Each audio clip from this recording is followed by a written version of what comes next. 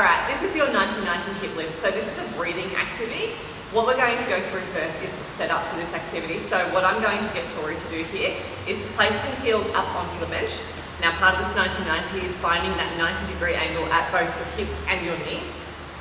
From here, I'm going to ask Tori to place the foam roller in front of her, in between her knees. Now, if you don't have a foam roller, this could be a drink bottle, it could be a ball, a pillow, or if you've of course got a foam roller, you can utilise that. From here, I'm going to ask Tori to place her lower back down against the ground.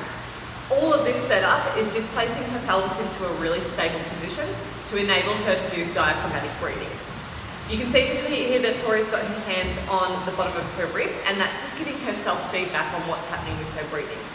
When we do our 90-90 hip lift, we want to be aiming to expand through our ribs, feeling our diaphragm expand as opposed to breathing up here in our chest.